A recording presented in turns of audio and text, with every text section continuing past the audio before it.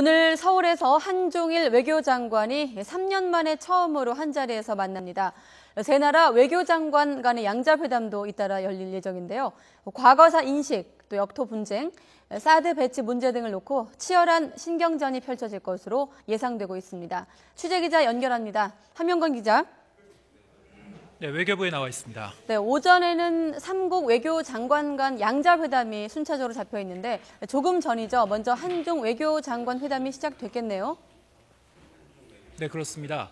조금 전인 9시 반부터 한중 외교장관 회담이 이곳 외교부 청사에서 시작됐습니다. 최근 고고도 미사일 방어체계인 사드의 한반도 배치를 둘러싸고 한중 간 외교 갈등이 표면화된 가운데 취재진의 관심이 특히 뜨거웠는데요. 왕이 외교부장은 외교부 청사에 도착한 직후 기자들을 만난 자리에서 안녕하십니까란 한국어 인사말을 던지면서 담담한 표정으로 회담장으로 향했습니다. 특히 오늘 의제를 묻는 질문에 우리가 관심 있는 모든 문제를 토론할 것이라면서 서두르지 말라, 만날 수 있는 기회는 많다고 말하기도 했습니다.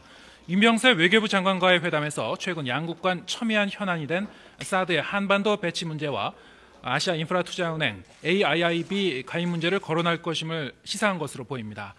오늘 한중 외교부 장관 회담에서는 최근 정부가 중국을 겨냥해 우리 국방정책에 영향력을 행사해서는 안 된다고 밝힌 데 대해서 왕이 부장이 어떤 반응을 보일지 주목됩니다.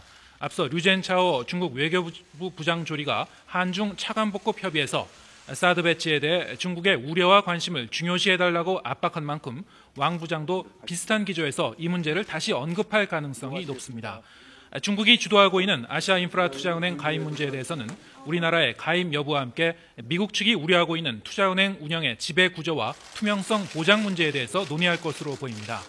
이어서 윤병세 장관은 오전 11시에 기시다 후미오 일본 외무상을 만나 한일 외교장관 회담을 엽니다. 윤 장관은 일본 과거사의 핵심 현안인 일본군 위안부 문제를 집중 제기할 것으로 보입니다.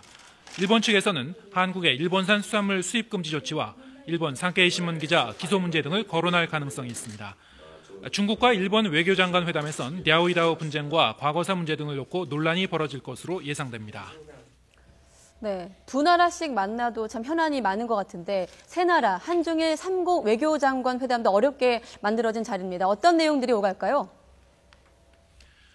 네, 한중일 3국 외교장관 회담은 3국 간 관계 개선 방안과 함께 정상회담 개최 가능성을 타진하는 자리가 될 것으로 보입니다. 이미 박근혜 대통령은 지난해 11월 아세안 플러스3 정상회의에서 한중일 정상회담 개최를 희망한다는 뜻을 밝힌 바 있고 일본도 찬성하는 입장입니다. 하지만 중국은 일본과의 영유권 갈등을 둘러싸고 한중일 정상회담 개최에 대해서 신중한 태도를 보이고 있어서 구체적인 합의점을 도출할 수 있을지는 불확실합니다. 3국 협력체제를 복원하기 위한 다양한 교류 협력 방안도 의제에 오릅니다. 경제협력과 원자력 안전과 환경, 재난대비, 청소년 교류 등의 공조 방안을 조율할 것으로 보입니다. 북핵을 비롯한 지역 안보 문제에 대해서도 의견을 교환할 것으로 관측됩니다. 한중일 외교장관 회담은 중일 간 영토 문제를 둘러싼 갈등으로 중단됐던 협력회의가 의장국인 우리나라의 중재로 지난 2012년 4월 이후 3년 만에 다시 열리게 된 겁니다.